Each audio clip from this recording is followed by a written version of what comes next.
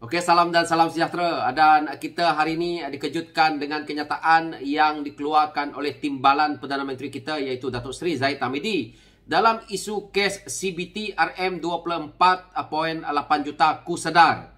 Apa itu Kusadar? Kusadar adalah Lembaga Kemajuan Kelantan Selatan, yang mana hari ini kita juga tahu bahawa individu ditahan kerana didakwa menggelapkan duit sebanyak RM24.8 juta.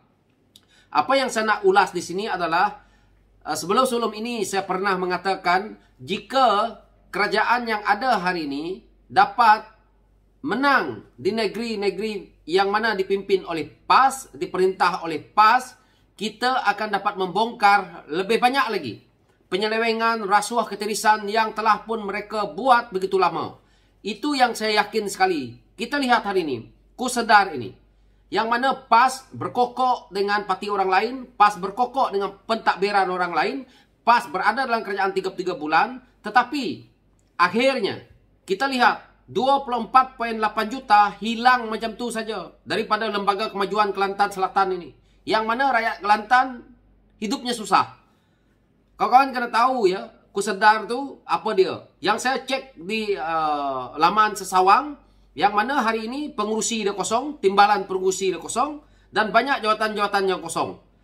Itu yang saya dapat lihat. Dan ini adalah satu yang pada saya, pemimpin PAS perlu jawab. Yang mana saya harap juga siasatan akan berlaku dan akhirnya kita tahu siapa dalangnya. Adakah ini anak orang-orang politik? Adakah ini suku sakat orang-orang politik yang terlibat? Kerana perkara ini sangat serius. Ini antara yang kita boleh lihat apabila kerajaan yang ada hari ini, tekad politik yang ada hari ini, mereka ingin membasmikan rasuah-rasuah ini. Sebab itu PAS hari ini meroyan. Sebab itu Perikatan Nasional itu meroyan. Kerana ramai di antara mereka menjalankan aktiviti-aktiviti seperti ini melalui syarikat-syarikat GLC di dalam negeri mereka.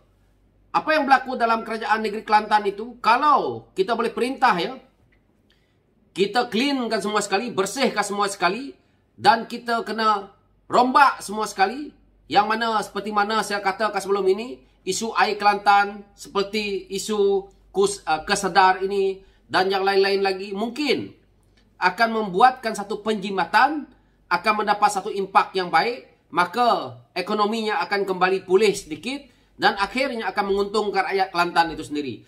Tetapi kalau dalam situasi seperti ini, kalau ada yang tukang menggelapkan duit, ada yang tukang merompak bajet-bajet yang ada, dan kita tahu apa yang berlaku di sini.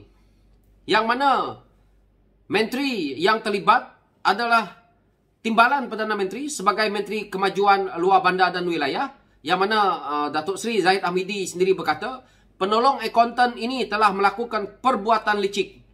Itu selama 8 tahun. 8 tahun PAS berada dalam kerajaan negeri Kelantan. Takkan lepas tak boleh nampak bahawa satu penyelewengan besar berlaku dalam Kusadar ini. Jadi kalau perkara seperti ini pun, pemimpin PAS nak tutup mata, yang sibuk dengan DAP, yang sibuk dengan Pakatan Harapan, yang sibuk dengan UMNO, yang sibuk dengan rasuah orang lain, tetapi kelambu mereka sendiri rupa-rupanya banyak nyamuk di dalam. Rupa-rupanya kelambu mereka, kelambu yang koyak, kelambu yang lusuh, kelambu yang kotor, yang mereka tidak pernah lihat bahawa nyamuk, pijat, semua ada di dalam. Jadi hari ini, PAS patut bersuara. Saya harap lepas ini Harakah keluarkan isu ini, siapa yang terlibat. Di sini, Datuk Seri Zahid Hamidi juga berkata, saya telah mencium bau penyelewengan itu. Maka langkah-langkah selepas ini saya berada di kementerian ini dilakukan bukan hanya berdasarkan pada laporan audit, tetapi 9 individu di dalam Kusadar telah digunakan ID-nya oleh individu berkenaan untuk melakukan penyelewengan wang kesedar hampir 25 juta. Satu tempoh yang panjang, dan saya fikir adalah satu perbuatan yang licik dilakukan oleh penolong akuntan yang mana telah pun melakukan kerja itu sangat lama, iaitu 8 tahun. Jadi, ini yang kita lihat. Saya harap timbalan ataupun penolong akuntan ini cepat ditangkap dan kita heret dan kita nak tanya perkara-perkara ini. Yang mana PAS mentadbir kerajaan PAS adalah gagal. Hal seperti ini pun dibiarkan selama 5 tahun. Bayangkan, saya tak tahu apa yang berlaku dengan Syarikat Air Kelantan itu. Sebab itu, apabila ditegur oleh rakyat, mereka akan melenting. Mereka akan menjawab. Isu air, contohnya, kita lihat, apabila ahli parlimen dia ambil air daripada pilih bomba, yang kena saman tu, yang tukang ambil air tu. Yang YB yang ada di situ, tak terlibat. Tetapi dekat lori yang bawa air itu, konon-kononnya ahli parlimen ini sumbangan air dan sebagainya. Mengambil kredit saja kerja mereka ni. Itu salah satu contohnya. Lepas itu kita tengok melibatkan yang baru-baru ini isu air Kelantan. Peringkat tertingginya dapat sampai 10,000, 2,000. Orang di bawah dapat 200. Sedangkan rakyat Kelantannya menderita. Jadi rakyat Kelantan kena lihat bahawa perkara-perkara inilah sebenarnya yang kerajaan pusat kasihan kepada rakyat Kelantan, tukar kerajaan itu supaya boleh membersihkan kotoran-kotoran politik ini. Kerana PAS sebenarnya mungkin bersubahat banyak dalam isu-isu seperti ini demi untuk kelangsungan politik mereka. Kena hentikan. Sebab itu hari ini pemimpin-pemimpin PAS meroyan. Kerana apabila mereka hilang kuasa kali ini, mereka akan susah nak bertapak kerana JLC akan dibersihkan semua. Sekarang ini JLC sudah pun dikuasai oleh mereka dengan kepimpinan yang rapuh, dengan mereka yang tidak mempunyai integriti. Ini yang berlaku. Saya sangat yakin JLC di Kelantan hari ini dikuasai oleh saudara mara suku sakat orang politik. Dan JLC ini bukannya sekuat mana. Mereka mengharapkan dana daripada kerajaan yang melibatkan kerajaan pusat dan juga kerajaan negeri. Kerajaan negeri juga duit daripada kerajaan pusat. Jika mereka berfungsi dengan baik, tak apa.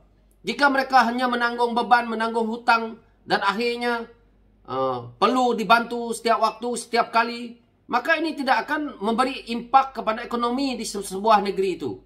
Ini yang saya selalu tekankan. Tetapi untuk peringkat bawah, untuk rakyat di bawah ni, mereka susah faham isu-isu seperti ini. Mereka kata biarlah mereka nak merompak duit itu, tak ada kena-mengena dengan kita.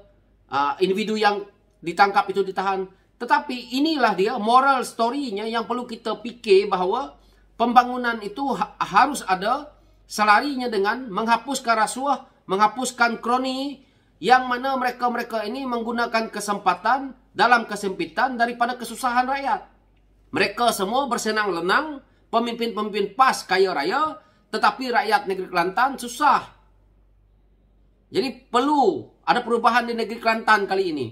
Jika pada saya sebagai rakyat biasa ini, dan rakyat Kelantan masih lagi memilih PAS, pada saya, kalau saya Perdana Menteri lah, timbalan Perdana Menteri, ya dah kita abaikan saja. Terpulang kepada mereka nak buat selepas ini. Jadi, rakyat di Kelantan harus memilih jalan yang terbaik untuk masa depan rakyat Kelantan, generasi baru. Jangan mereka bermain dengan sentimen kenegrian, bermain dengan sentimen kaum, bermain dengan sentimen agama. Kerana dah tak relevan lagi. Hari ini, mana-mana negeri pun, setiap negeri ada kaum bangsa lain dan sebagainya. Di Kelantan itu pun dah ramai orang Sarawak. Di Sarawak pun dah ramai orang Kelantan. Di Sabah pun sama, macam tu ramai orang Kelantan. Ramai juga orang Kelantan di Sabah. Jadi, kita sekarang ini dah satu negara.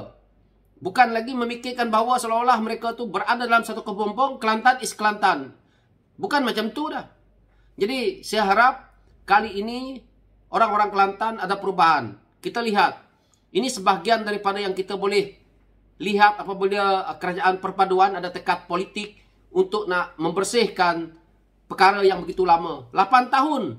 Hari ini kalau kerajaan perpaduan tak jadi kerajaan, ingat terbongkar kes kesedar ini. Jadi, kasihanilah diri sendiri. Wahai rakyat Kelantan. Itu saja nasihat saya. Sekian, terima kasih.